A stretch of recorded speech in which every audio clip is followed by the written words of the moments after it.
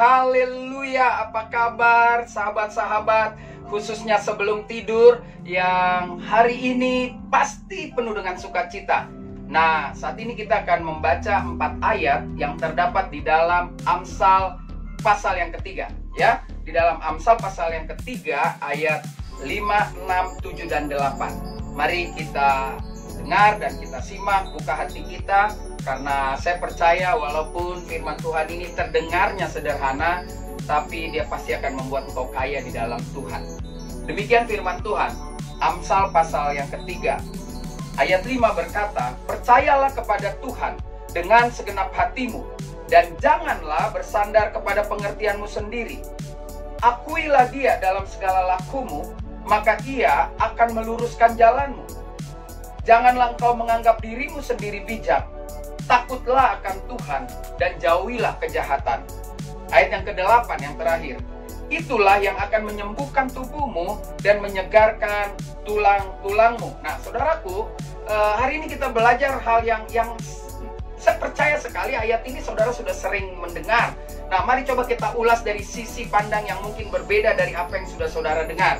Ya, dikatakan percayalah kepada Tuhan dengan segenap hatimu. Saudara dan saya hari ini diingatkan kembali kepada kita oleh Tuhan.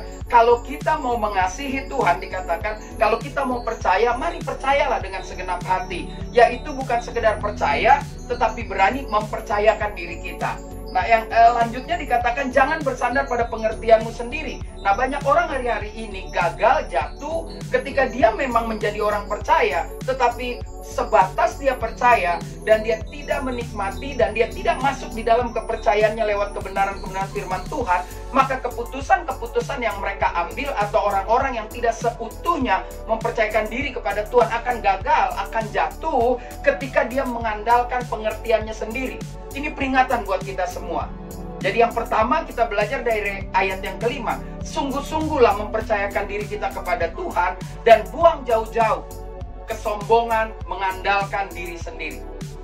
Yang kedua kita lihat ayat yang ke-6 dikatakan, "Akui dia dalam segala lakumu, maka ia akan meluruskan jalan." Saudara, mungkin hari ini engkau bisnis, mungkin hari ini engkau sedang membangun satu usaha, mungkin hari ini kau sibuk di dalam pelayanan. Satu hal yang perlu kita ketahui, apapun yang kita lakukan, kita harus mengakui bahwa Tuhanlah tujuan kita melakukan segala sesuatu. Bahwa setiap kita lakukan segala sesuatu, kita harus lakukan sepenuhnya untuk Tuhan. Dan caranya adalah harus mengakui, dikatakan dalam segala laku. Jadi orang yang berjumpa dengan kita, orang yang berbisnis kah, atau dia murid kita kah, atau dia guru kita kah, atau dia teman dalam pelayanan kita kah, saudara, dia harus tahu dari sikap hidup kita, kita mengakui Tuhan di dalam segala jalan kita. Nah, ini yang menarik.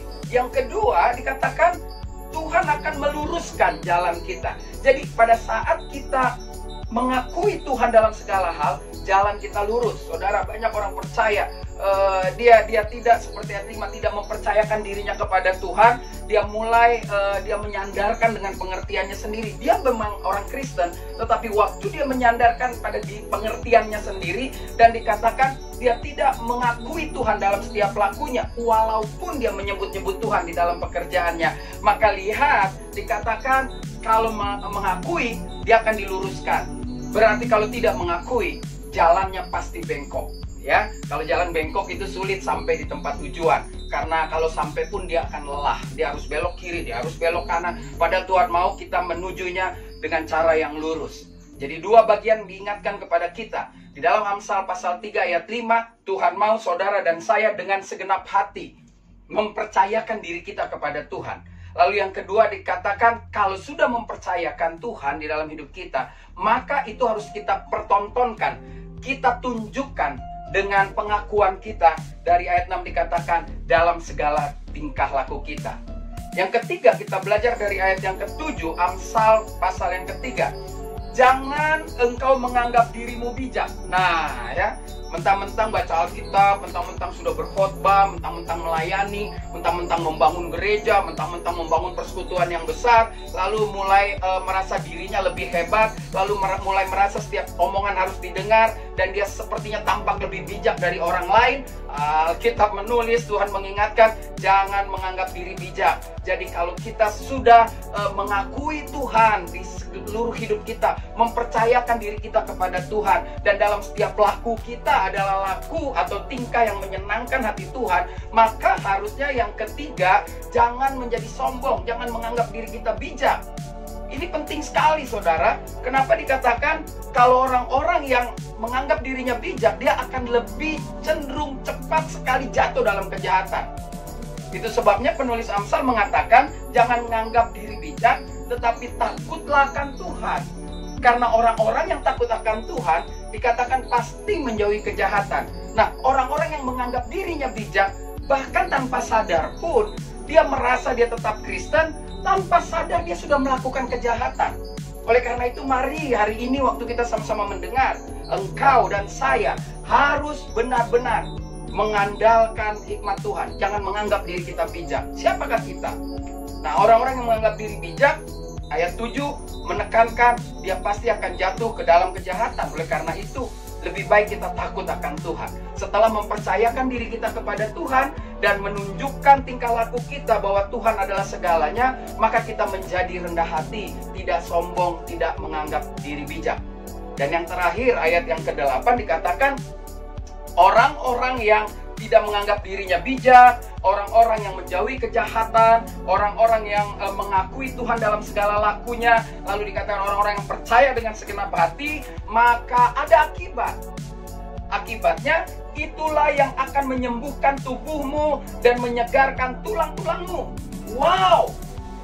Ternyata 3 bagian yang penting ini bisa membuat kita sehat, bisa membuat kita segar, bisa membuat kita penuh sukacita. Walaupun saya tidak menjamin saudara tidak akan pernah mengalami kelemahan tubuh, walaupun kita sakit secara tubuh, tetapi orang akan melihat bahwa kita sehat secara rohani. Makanya jangan heran lihat ada orang yang mungkin sudah tua, sudah agak bongkok, atau anak muda yang tidak sempurna atau mengalami kelemahan-kelemahan di dalam tubuhnya, tapi kok bisa tetap sukacita, tapi kok bisa tetap menjadi berkat, karena 3 bagian di atas ayat 5, 6, dan 7 dia sudah terapkan.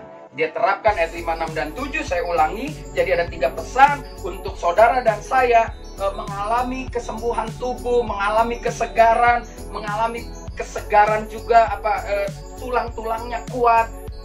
Lakukan 3 prinsip ini. Yang pertama, saudara dikatakan percayalah kepada Tuhan dengan segenap hati. Yang kedua, akui Tuhan dalam segala tingkah laku kita. Dan yang ketiga, jangan kita menganggap diri kita bijak, tetapi lebih baik takut akan Tuhan dan jauhilah kejahatan. Biarlah renungan singkat ini boleh menjadi berkat bagi saudara. Buka hatimu. Ulang lagi tayangan ini kalau saudara tidak mengerti ya. Karena saya percaya waktu kita menikmatinya, maka saudara dan saya juga diberkati oleh kebenaran firman Tuhan. Saya Pendeta Rio Panggabean. Jangan lupa saya mengundang saudara setiap malam hadir di dalam ibadah saat teduh sebelum tidur. Hari Senin sampai Jumat jam 9 malam. Tuhan Yesus memberkati.